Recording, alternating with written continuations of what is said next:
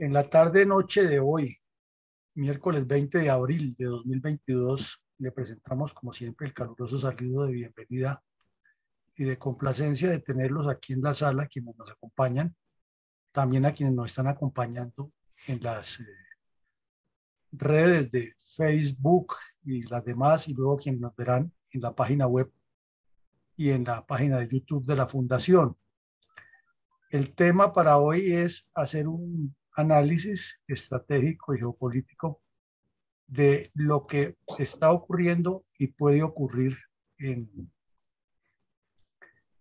torno a la invasión, a la violenta invasión que ha perpetrado Rusia contra Ucrania, y que las noticias todos los días nos traen más informaciones que por un lado demuestran una valentía sin par y una voluntad de acero del pueblo ucraniano para no dejarse vencer, y por el otro lado el desespero y el aumento de la presión y de la dimensión de los medios utilizados para tratar de someterlos y de derrotar ese patriotismo sin par que han demostrado los ucranianos. Ante un cuadro tan complejo y con tantas aristas y con tantos actores geopolíticos del orden mundial, del orden regional y del orden local, no es fácil hacer un análisis puntual, pero por lo menos tratamos de tomar algunos de los elementos más resaltantes de las recientes noticias que inundan los medios de comunicación internacional y los conceptos de analistas del más alto nivel que hay en el planeta. Infortunadamente, casi ninguno de esos conceptos se consigue en español, sino que toca buscarlos en idioma inglés y hacer las traducciones y las eh, interpretaciones para tratar de ubicarnos mejor, porque por infortunio, las noticias que dan los medios no siempre son suficientes, o quienes asisten allí, pues no siempre son los expertos que dicen ser. Entonces tratamos de esta manera de buscar documentos muy serios que tengan solidez y que tengan argumentación, para que también lo que se diga y lo que quede como parte del trabajo que hace la Fundación tenga un piso y un peso específico en investigaciones posteriores que se hagan. Pretendemos que lo que se diga aquí, que se elabore aquí, sea referente para estudios posteriores y para análisis que ojalá les sirva a muchos países y a muchas ciudadanías y a muchas comunidades para entender mejor todos estos procesos y dinámicas y no repetirlos. Dicho esto, entonces haremos el recorrido normal de este ejercicio, y luego al final, pues mi coronel Alarcón manejará el auditorio con la pregunta que siempre debemos resolver, o con el enfoque que debemos resolver. Y la pregunta de hoy fundamentalmente es si Rusia, como está demostrando o como están diciendo algunos, se contentará con quedarse en el Donbass, o va por más, o cuál va a ser el curso de acción, habida cuenta que dicen que ahora en mayo se cumple una fecha muy importante y que para Putin es necesario tener un parte de victoria sobre Donbass.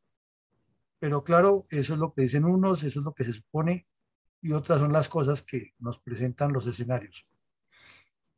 En lo personal, sin que esto sea una palabra ya definitiva ni lo último, sinceramente les confieso que veo que esto va a desencadenar en una guerra abierta y frontal, porque cada día los elementos que llegan es, apuntan a que las cosas están tendiendo a empeorar, y que el señor Putin o se sale con la suya o no le permiten salirse con la suya en medio de todas las complejidades que hay. Pero vamos a ver la información, y entonces ahí es cuando ustedes toman su posición para los 2 o 3 minutos que tienen, que mi coronel Alarcón les va a estar recordando cuál es la pregunta, es en torno a lo que seguirá después de que Rusia ataque el Donbass. Entonces vemos que esta es lo que hemos tomado como casi siempre de primera referencia, eh, Y es una foto del New York Times de hoy, más o menos hasta las 5 de la tarde se mantuvo en primera plana en el New York Times estos titulares que ven ustedes ahí. Y el principal es el que dice que mientras los fuegos, el combate o se incendian el oriente de Ucrania, más o menos quiere decir eso, Rusia presiona con su ofensiva. Y relacionan unas noticias que son muy importantes en el día de hoy, que el Kremlin anunció el lanzamiento de un misil del mayor poder, y pues ya analizaremos eso en detalle. Eh, y también toca o hace los análisis con el mapa de la guerra, eh, cómo ha evolucionado y cómo está en este momento la situación de las tropas en el terreno. O sea, lo que en táctica militar se llaman las tropas localmente disponibles y el esquema de maniobra cómo está. Y quizás con ese esquema de maniobra hecho por una entidad muy seria que es el Instituto de la Guerra de Washington, D.C., podemos tener más claridad de lo que está ocurriendo y no las especulaciones que circulan en distintos medios por distintos especuladores, valga la redundancia. Y también la noticia trágica del asedio en que está una planta siderúrgica en la ciudad de Mariupol, que una vez más utilizamos aquí una frase: eso no tiene perdón de Dios. No puede ser posible que 4.000 personas estén allá metidas en una planta siderúrgica, aguantando hambre, frío, con bebés, con niños, y estos soldados rusos disparándoles y lanzándoles granadas y lanzándoles explosivos, y la Fuerza Aérea bombardeando, y, y la resistencia con lo poco que le queda impidiendo que entren, y ya se supone a que entran a masacrar toda esa gente. Y lo mismo, que no les permitan el tránsito humanitario con el argumento que es para rearmarse. Eso no tiene perdón de Dios. Eso no tiene otra explicación y no se le puede ocultar, ni podemos caer en el maniqueísmo de un poco de personajes completamente oscuros que aducen una serie de insensateces, tales como que fue que Estados Unidos hizo no sé dónde, y que por qué no le juzgan a Gran Bretaña cuando no. Aquí no estamos hablando ni de Estados Unidos ni de Gran Bretaña, estamos hablando de que Rusia está masacrando un pueblo, y ese es el punto que tenemos que hablar, no de que en el año 1300, eh, cuando los musulmanes decidieron invadir Europa, hicieron esto y lo otro, no, eso ya pasó. O que en 1400, cuando los musulmanes se tomaron a Constantinopla, hicieron o no hicieron. O que los españoles vinieron aquí, hicieron, eso no es el tema. El tema es Rusia está destruyendo a Ucrania, y eso no tiene perdón de Dios, no tiene explicación para la especie humana en siglo XXI. Entonces aquí vemos el mapa o el esquema de maniobra mejor de las tropas, de lo cómo ha sido el avance ruso. Entonces nos lo presenta en un color rosado. Este avance viene del suroccidente de Rusia, nororiente de Ucrania, y viene directo a la ciudad de Izium. La lograron prácticamente someter, pero no han vencido la resistencia. Entonces lo que hicieron fue que dejaron una tropa combatiendo, y la otra se dirigió a Kramatorsk.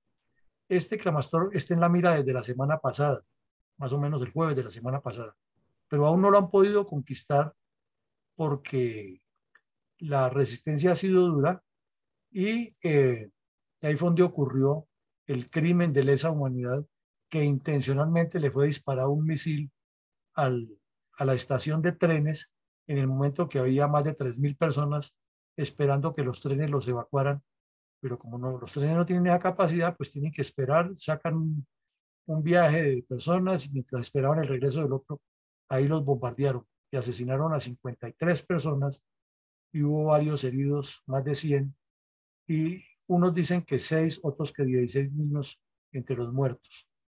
Crimen de lesa humanidad que no se puede perdonar, ni que se le puede dar tanta vuelta, que es que para que sea crimen de lesa humanidad eso no es, y que le faltó el punto y que la coma, no.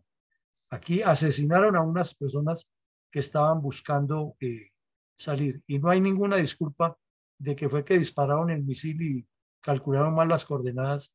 porque eso es artillería de la más alta tecnología y pega casi que milimétricamente donde va el disparo. Además son misiles de un poder bastante grande que ya se consideran misiles balísticos, precisamente. También vemos que la ciudad de, es que esos nombres son un poco difíciles, Sieverodonetsk, está en este momento siendo asediada, ha soportado muchos combates. Todo esto que está en amarillo son combates que ha habido todos estos días, pero las fuerzas ucranianas no han cedido y la presión sigue. Y como las fuerzas ucranianas están haciendo una defensa móvil o de fuerza orientada, que es lo que combinan, no de área, porque de área sería si tuvieran una línea de trinchera y se sostienen ahí hasta que los masacran o retroceden a la posición alterna. No, aquí lo que tienen es que los golpean en un lado, les aceptan combate en otro y les están dando, orientándolos a que se metan donde los pueden golpear nuevamente. Pero con la nueva dinámica que ya está planteando Rusia, se les va a complicar eso. Y también aquí cerca de la ciudad de Popasna hay unos enfrentamientos muy duros, todos estos días los ha habido y la fuerza ucraniana ha resistido. La pregunta del millón siempre es, ¿hasta cuándo los ucranianos en inferioridad de condiciones y sin poder impedir los ataques de fuerza aérea descomunales que hace Rusia cada rato, podrán contrarrestar esta acción terrorífica? Y tenemos al sur la ciudad de Donetsk, que es ya prácticamente posesión rusa en teoría, porque fue una de las dos que le dio reconocimiento como nuevo estado, a Donetsk y a Luhansk, para lo que constituye en términos generales el Donbass. Sin embargo, allí, a pesar de que hay tantos separatistas rusos, de que hay terroristas chechenos, de que hay gente apoyando a Rusia, en términos generales, los ucranianos han establecido una línea de defensa que ha impedido que Donetsk sea conquistada y que puedan poner la bandera rusa. Repito, pese a que para justificar el ingreso a la guerra, Putin adujo que Donetsk y Luhansk eran dos ciudades ya, dos países independientes y que contaban con el respaldo de Rusia. No lo ha podido hacer, pero la pregunta sigue siendo ¿hasta cuándo? Y con esa manera tan aterradora de esos bombardeos, la situación se tiende a complicar. Y al sur tenemos la ciudad de Mariupol, que es donde está en este momento el tema de las personas que están escondidas en unos sótanos de la fábrica grandísima de la siderúrgica, y que los soldados ucranianos han resistido, pero hoy, igual que en el famoso castillo de Toledo, el comandante militar lanzó el ultimátum como si fuera la muerte de los judíos en el año 66 por parte de los romanos en el norte del Mar Muerto, cuando prefirieron morir a rendirse y murieron hasta las mujeres y los niños. Parece que eso se va a repetir y será otro episodio de vergüenza de la especie humana y para el mundo entero, de que el mundo, los que tienen poder para evitarlo, no pudieron contrarrestar eso. Y si Rusia continúa con la línea que tiene, pues se calcula que en máximo 72 horas esas personas habrán sido desaparecidas del planeta y asesinadas miserablemente por el ejército ruso sin que haya por ahora una acción más contundente para evitarlo.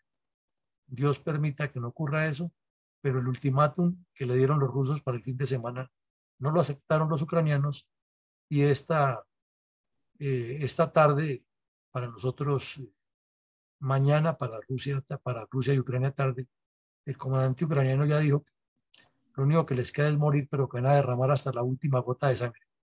Y personas de las que estuvieron allí dicen que hay niños aguantando hambre, que las personas están comiendo una vez al día con lo poco que tienen, porque ya es casi imposible tener acceso a algún alimento y que están completamente hacinados allá en lo que era una fábrica siderúrgica. Eso es una vergüenza para la especie humana. Entonces, en total, hay 500 kilómetros de frente de combate desde el norte hasta el sur, donde los ucranianos están haciendo la resistencia, pero lo difícil es que poco a poco las fuerzas terrestres rusas se van eh, acomodando mientras la artillería y la aviación siguen ablandando los objetivos con unos bombardeos sin misericordia, sobre todo en las mañanas. Apenas amanece el día, estos pueblos son sometidos a unas tormentas de granadas, de morteros, de artillería, de aviación, que realmente aterran y parecen como relatos sacados de una película de ficción, pero en los medios serios como el Guardián de Londres, el Fígaro de París, Foreign Affairs, ustedes pueden encontrar los artículos de periodistas, de testimonios de algo que parece que fuera imposible que el ser humano tuviera esa condición y esa maldad todavía, y sobre todo que el resto del planeta con los brazos cruzados mire como si fuera un partido de fútbol lo que está ocurriendo allá. Bueno, entonces, en el día de hoy, Rusia, para terminar de tratar de complicar las cosas, dijo que había aprobado efectivamente un misil y el señor Putin inmediatamente dijo, y esto para decirle a los que piensen meterse con Rusia, que lo piensen dos veces porque tenemos la capacidad que este misil llega, golpea, evade todas las defensas, no hay forma de detenerlo y tiene una capacidad destructora superior no sé cuántas veces a la que tuvo apenas una de las bombas atómicas de Hiroshima y Nagasaki, y es intercontinental, puede atravesar en menos de una hora toda la órbita terrestre y tiene una precisión de no sé cuánto, mejor dicho, tiene el arma para destruir el mundo. Entonces aquí es donde viene el análisis y donde debemos tomar las cosas con pinzas, con calma y mirar hasta dónde es propaganda y hasta dónde es ficción y hasta dónde es realidad, para que tengamos un poco de sindéresis y pensemos que tampoco es que Estados Unidos y la Gran Bretaña están cruzados de brazos esperando a que el señor Putin haga y haga, porque no lo sabemos. Lo que ocurre es que desde el año 2018 Putin hizo una rueda de prensa en la cual le anunció a Estados Unidos, él le anunció al mundo, pero el anuncio era para Estados Unidos, que este misil Sarmat ya estaba listo y que ya estaba construido y que han hecho unas pruebas de laboratorio y no sé qué más cosas y que ya tenía la capacidad de destruir el mundo si alguien se metía con Rusia. En ese momento, pues Trump, que tenía ahí una relación extraña con él, no le dio la trascendencia que quería, pero quedó sobre el tintero o dentro del tintero y sobre el escritorio el tema. Hoy hicieron el lanzamiento, entonces ocurrió algo que ya se está volviendo como muy común en Rusia y no se sabe si es que propaganda o forma de vender la información, es que el presidente o el señor Putin dice una cosa y el ministro de Defensa dice otra. Hace un mes Putin dijo que no hay necesidad de mover soldados, reclutas o nuevos o recién entrenados a la primera línea y el ministro de Defensa le dijo lo contrario, no, nos tocó mover porque los batallones eran insuficientes y porque se necesitaba más espacio, cubrir más espacio en el ancho frente. Le cambió la versión. Igual pasó hoy. Putin dijo en una declaración que este misil ya estaba listo, que estaba totalmente probado, y el ministro dijo lo contrario, dijo en una rueda de prensa que el misil sí se había probado hoy, que era cierto, pero que era apenas una de las varias pruebas que hay que hacerle, porque aunque se tiene ya en el stock de las armas nucleares rusas, no significa que esté listo para ser utilizado porque le faltan algunas verificaciones científicas y técnicas. Entonces queda la duda por ese lado, pero también queda la duda de que Rusia pudiera estar cañando para que no le vayan a interferir nada de lo que está haciendo en Ucrania. Y, y queda la duda de que como el señor Putin nunca dice lo que es cierto, sino siempre dice lo contrario, entonces que realmente la investigación sí esté muy avanzada, pero no esté tan desarrollada como él dice. También queda la duda del otro lado, porque Estados Unidos hace rato, desde la era Trump, que manifestó que tenían una bomba que rompe, una bomba termobárica que rompe resistencias en cavernas y sitios subterráneos, y la ensayó en Afganistán contra una red de Al-Qaeda. Fue lo último que Estados Unidos mostró como un cambio súper tecnológico de ese nivel, porque en el campo táctico, en el campo de la acción inmediata, se ha venido demostrando, y el más reciente invento, que ya se lo envió en un primer aporte a Ucrania y falta otro cargamento más grande, es el de los drones suicidas. Y el dron suicida consiste que es un dron que lo programan y el dron identifica los tanques en el terreno. Es un dron pequeñito, pero que tiene alta capacidad explosiva, y ubica los tanques y los persigue hasta que golpea alguno de los tanques. Entonces, y Rusia no tiene todavía la tecnología para destruir esos drones ni para evitarlo. Lo mismo los misiles con los que han combatido los tanques, esa ha sido la fortaleza de los ucranianos, que Rusia o ninguno de los países tiene la tecnología todavía desarrollada para que desde un tanque se pueda interceptar un misil, y se podría hacerlo, pero con unos equipos muy voluminosos y muy pesados, que en contraste se convertirían en un objetivo buenísimo para golpearlo con esos mismos misiles. Entonces, por eso no está tan desarrollada esa tecnología. Entonces, queda la duda, eh, para beneficio de todos, de qué ha hecho Estados Unidos y qué tiene en sus famosas cortinas de hierro o cortinas de antiaéreas para evitar que un misil de este nivel vaya a causarle daño o a Estados Unidos o al mundo. No se sabe todavía cuál es la tecnología. Y China estuvo diciendo, cuando recordemos hace unos 4 o 5 meses que estuvo muy tensa la situación en Taiwán, que ellos ya tenían ese mismo misil y que inclusive lo habían probado, pero con el rastreo que hicieron con satélites y con equipos de inteligencia técnica sofisticada, Estados Unidos y Gran Bretaña lo negaron, pero China sigue insistiendo que lo tiene. Es probable que China también esté trabajando, y tiene que ser así, ¿no? Una tecnología muy amplia en esto. Pero entonces son las dudas que surgen. Y de remate, la vocera de la Casa Blanca dijo hoy que no, que ellos estaban enterados desde hacía varios días que Rusia iba a hacer este ensayo, porque cumpliendo los protocolos de los últimos tratados, Rusia les había reportado que iba a hacer ese ensayo. Entonces quedan muchas dudas al respecto de esto, pero tampoco se puede descartar de que pueda suceder, porque el riesgo es latente. Esta es la famosa siderúrgica ubicada al sur de Mariupol.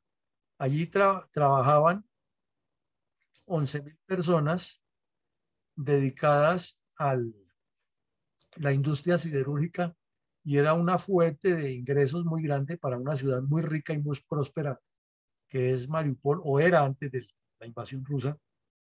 Un puerto, un sitio turístico, un sitio de desarrollo industrial muy grande, con una capacidad de producción impresionante de hierro para abastecer la demanda de varios países, y por razones obvias, una fuente de ingresos muy grande para el país.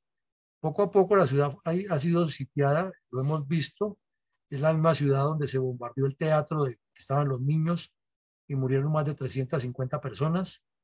Es la misma ciudad que desde el primer día lleva ya casi 2 meses exactos sin cesar, todos los días siendo bombardeada, todos los días, porque no se ha rendido. Entonces los defensores de esa se fueron replegando, y el último sitio de repliegue que les quedó fue esta siderúrgica. Entonces ellos están distribuidos en puntos críticos de la siderúrgica, y los rusos no han podido entrar. Y entonces les bombardean y les bombardean, pero en medio de los escombros encuentran el sitio donde combatir y vuelven y les destruyen los tanques.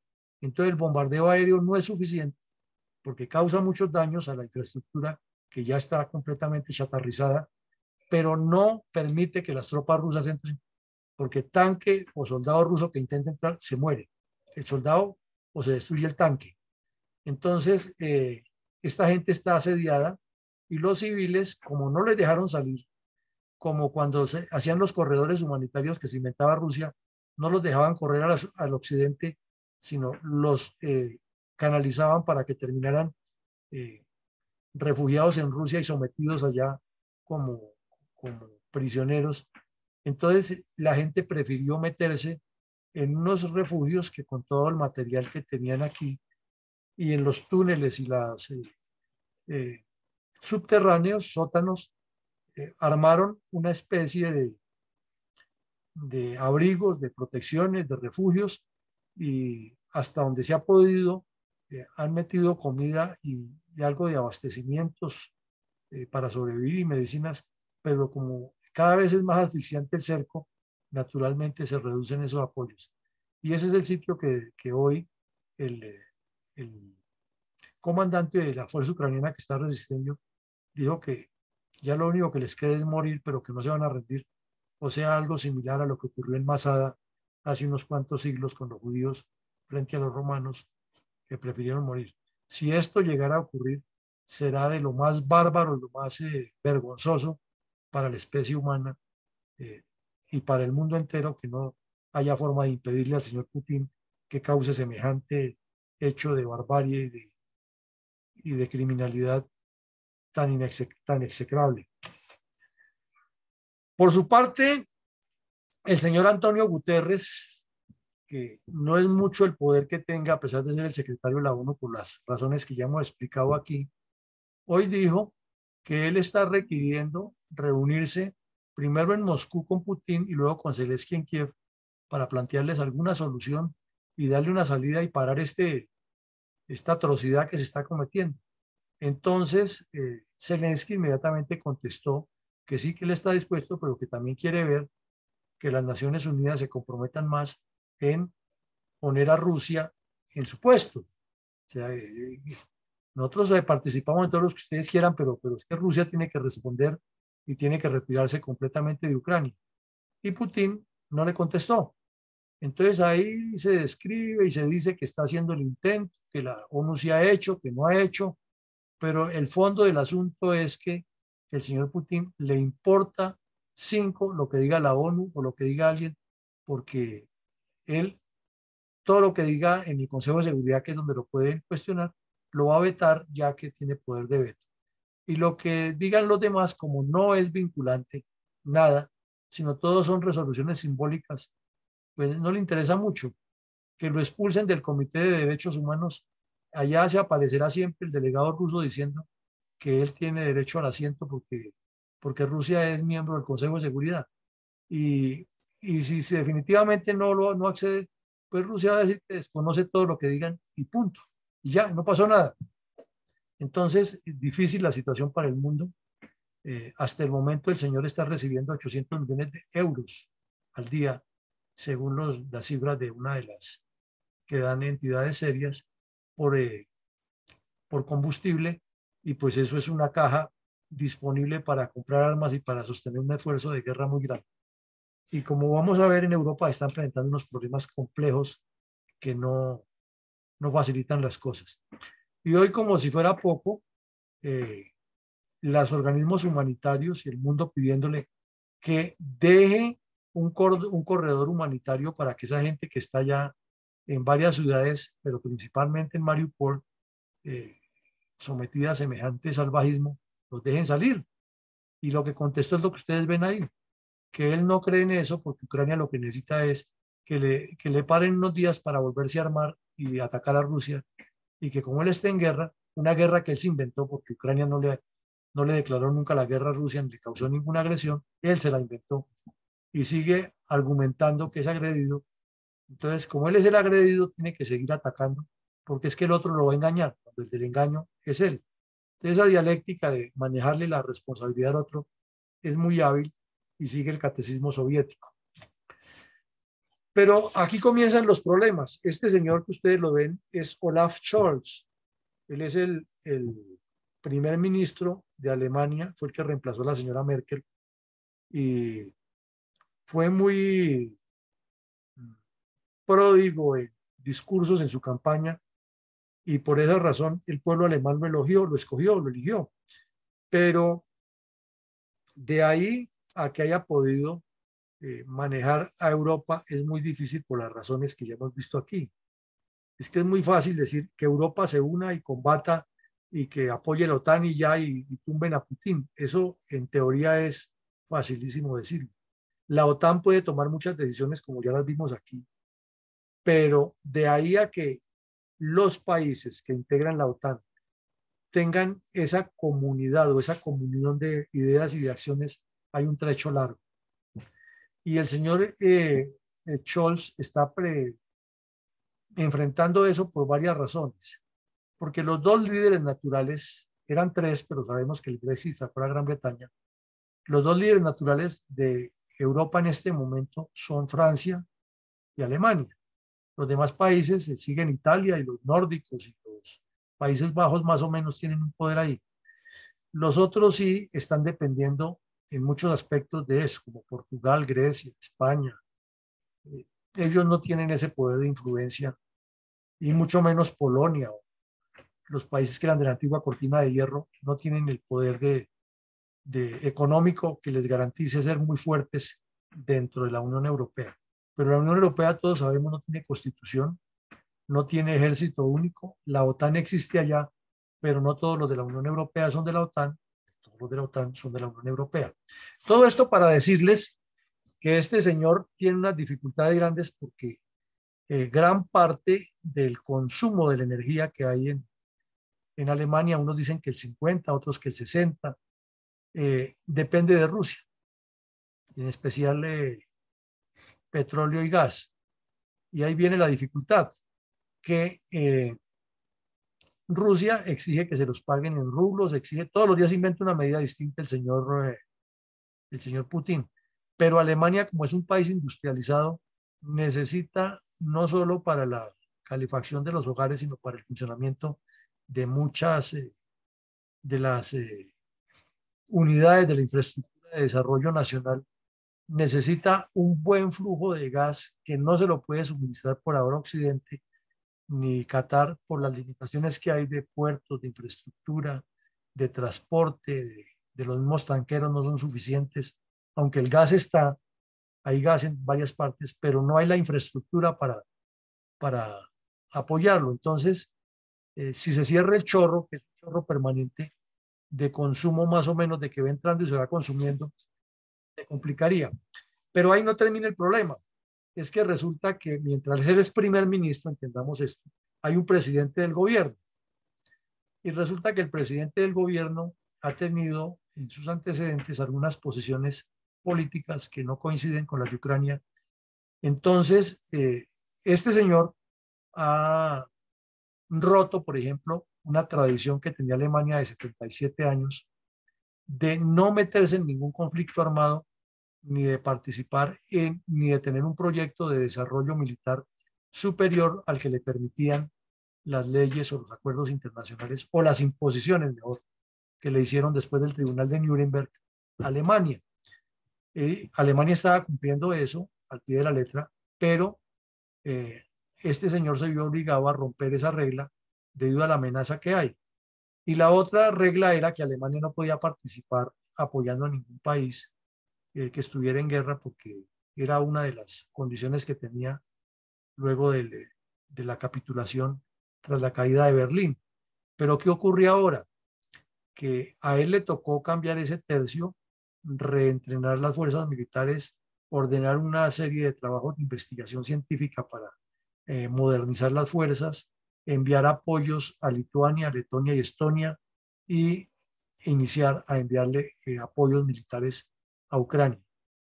Entonces aquí estamos hablando de palabras mayores porque ya es un país que frontalmente está apoyando a Ucrania y técnicamente al apoyar a Ucrania estaría prácticamente también declarándole la guerra a Rusia.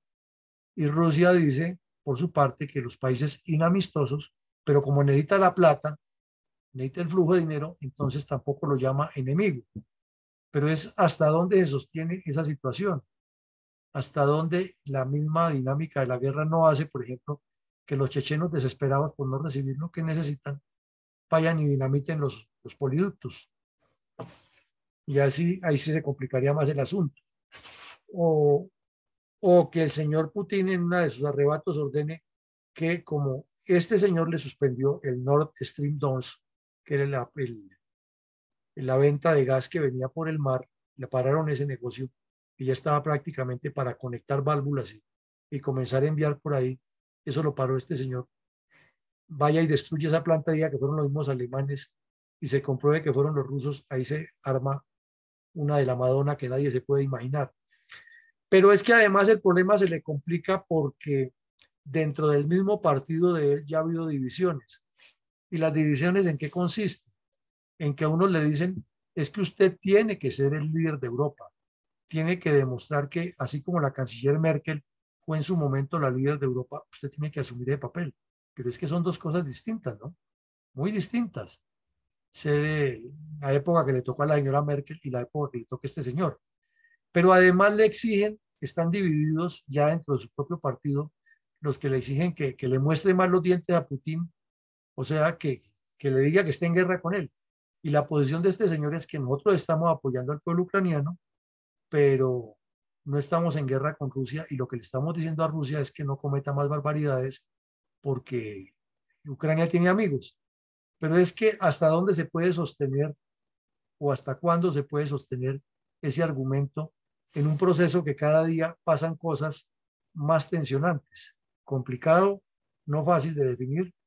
Y de remate, como ustedes estarán enterados, en Francia se fueron a segunda vuelta el señor Macron, que está más interesado en que lo reelijan que en la suerte de Europa y se ha tornado como una especie de Juan Manuel Santos ahí, pacifista y que está y no está, pero que la OTAN sí, pero que es que a Putin hay que combatirlo, pero que hay que dialogar, pero hay que mostrarle los dientes, pero es que tenemos primero que hacer que Ucrania ceda en no sé qué. Entonces no ha sido claro, no ha sido para nada claro el señor Macron y la señora que está a la derecha parece que fuera la hermana menor de Trump. Esa llegó con otras ínfulas. La señora Marine Le Pen dice que si ella gana, ¿cómo va? Como dice ella misma, que si gano, pero sepan que voy a ganar, lo primero que hago yo es retirar a Francia de la OTAN. Pónganle cuidado a esa joya, porque es que Francia es una potencia que tiene que estar a la altura de China y Estados Unidos y Europa es la que tiene que depender de Francia. O sea, esa señora está por allá pensando en las nebulosas, entonces es otro problema que tiene aquí el señor para asumir el liderazgo. Entonces no es fácil juzgarlo, no es fácil ponerlo contra la pared, pero es lo que está ocurriendo y es lo que hay sobre la mesa. Entonces el esfuerzo realmente grande lo está haciendo Estados Unidos, pero hay distancias, hay procedimientos que no son tan sencillos como vamos a ver ahora. Aquí hay otro problema geopolítico complejísimo de entender y de analizar que tiene que ver con el problema, y es Finlandia. Recordemos cuando hemos visto eh, la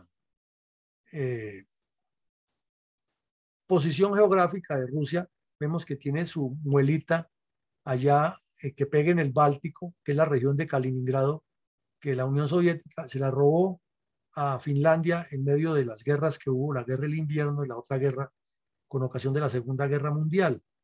Eh, pero ya Finlandia sabe que esa agresión que hubo contra Ucrania les da a entender que ellos pueden ser el próximo o uno de los próximos pasos de Putin. Y Finlandia ha sido un país que ha mantenido una posición muy de desarrollo social, muy de desarrollo económico, muy poco de armas. Entonces, necesitaría un protector y el protector sería la OTAN.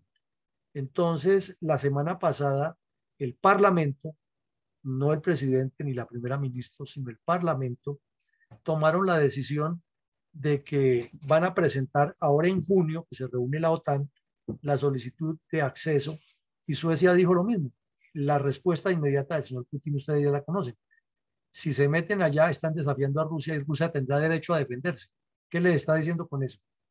Que los va a invadir porque sabe que son países que no tienen el armamento ni la capacidad militar para enfrentarlos, que era la misma lógica que manejaba Adolfo Hitler.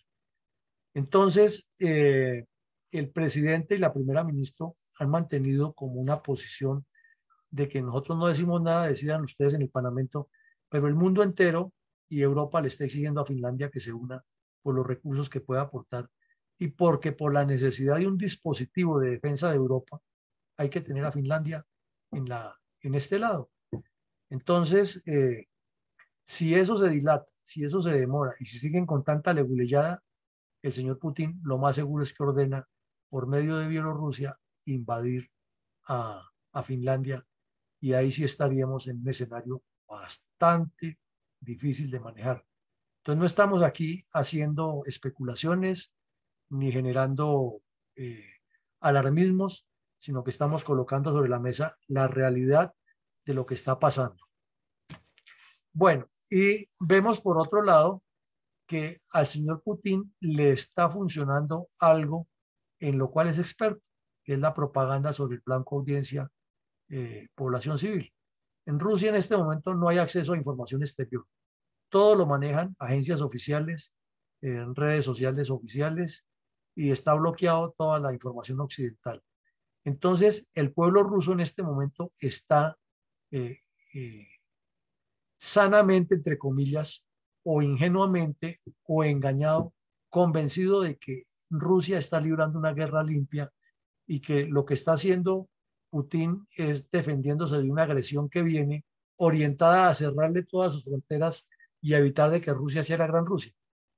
O sea, está repitiendo la teoría vieja de los zares y de los comunistas.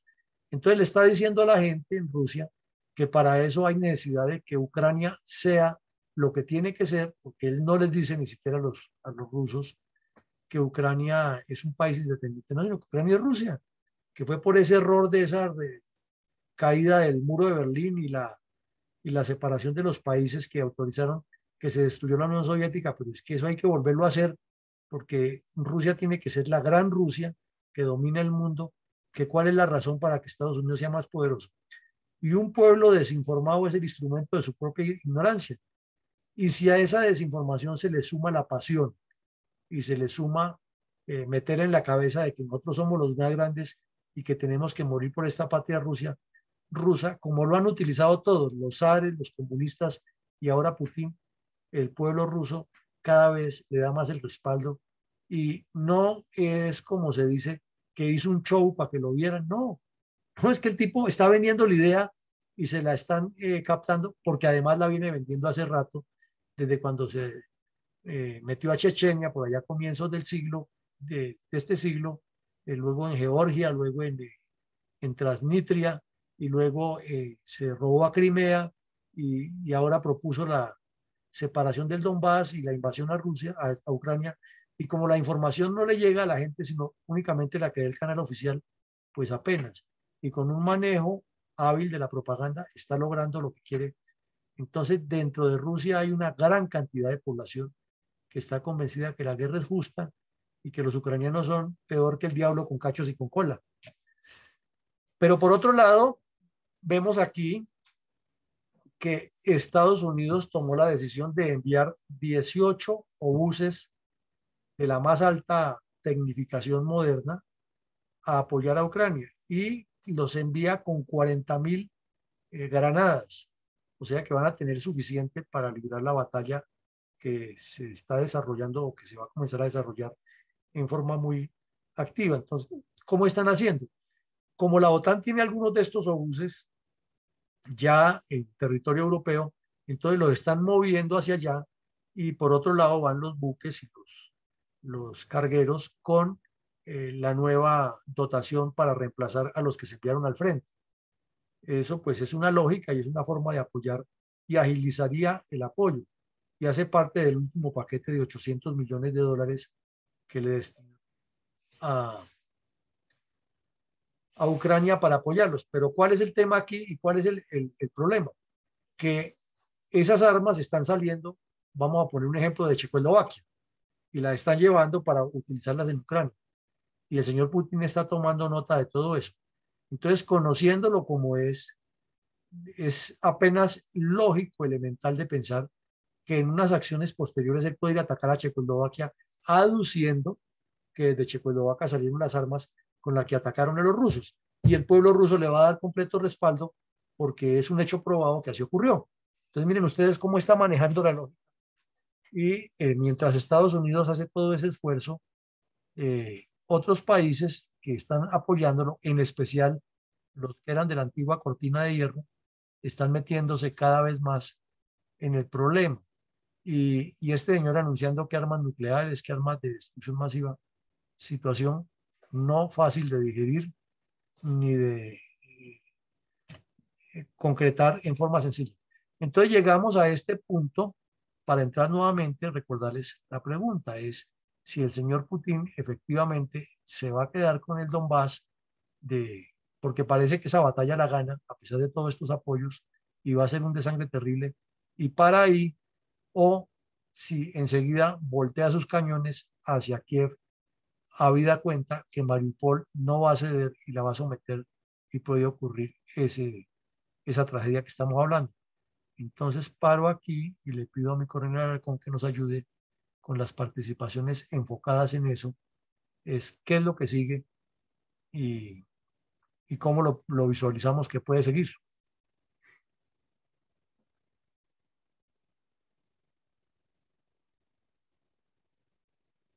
Mi coronel Alarcón, parece que no está en la sala. Entonces, Rosita, si nos puede ayudar usted mientras mi coronel Alarcón se reconecta. Claro, con mucho gusto. Perdóneme un segundo. Miro cómo está la participación. No tenemos manos levantadas.